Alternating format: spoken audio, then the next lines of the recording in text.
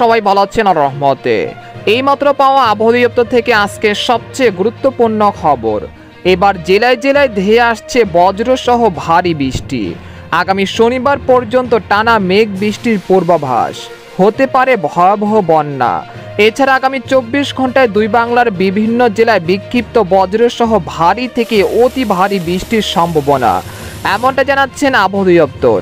আজ ও আগামীকাল কোন কোন জেলার এই ঝড় বৃষ্টি হতে পারে এই বিষয়ে কি বলছে আজকের আবহাওয়া রিপোর্টে জানিয়ে দেব। সম্পূর্ণ বিস্তারিত ভিডিওদের সঙ্গে থাকুন।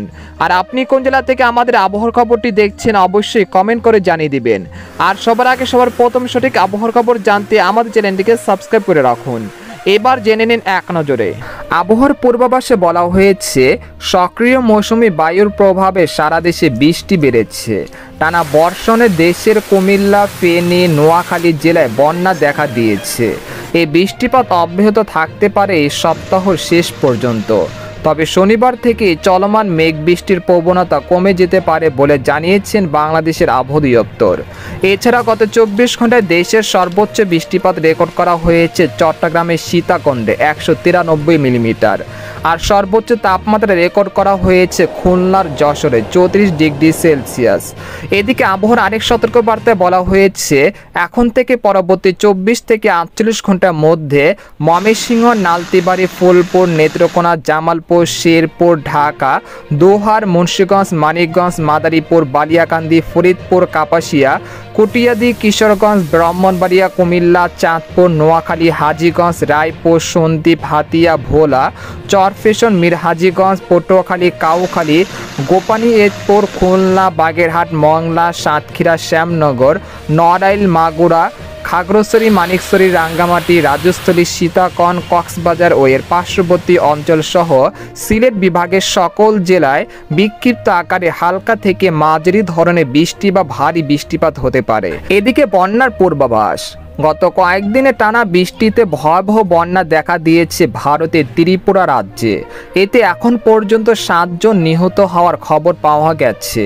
নিখোঁজ রয়েছেন আরও 2 জন। বন্যার কারণে ডুম্বুর জলবিদ্যুৎ প্রকল্প বাঁধ খুলে দিয়েছে কর্তৃপক্ষ। এর ফলে হু হু করে পানি ঢুকছে বাংলাদেশে। এছাড়া আগামী 24 ঘন্টায় দক্ষিণ পূর্ব অঞ্চল, ফেনী ও চট্টগ্রাম জেলার মুহুরী এবং হালদা নদী পানি সমতল বিপদসীমার উপর দিয়ে প্রবাহিত হতে পারে। ফলে এসব এলাকার নিম্নাঞ্চল বন্যা পরিস্থিতি স্থিতিশীল থাকতে পারে বলে জানিয়েছেন বাংলাদেশের পানি উন্নয়ন বোর্ড। এদিকে সামুদ্রিক আবহাওয়া। বর্তমানে লঘুচাপের প্রভাবে দক্ষিণ মধ্য বঙ্গোপসাগর বেশ উত্তাল রয়েছে। তাই দেশের সকল সমুদ্র বন্দরগুলোকে 3 নম্বর স্থানীয় সতর্ক সংকেত অব্যাহত রাখা হয়েছে। একই সঙ্গে বঙ্গোপসাগরে মাছ ধরার ট্রলারগুলোকে উপকূলের কাছাকাছি থেকে সাবধানে চলাচল করতে বলা হয়েছে। এই পরিস্থিতি আগামী 27 তারিখ পর্যন্ত অব্যাহত থাকতে পারে।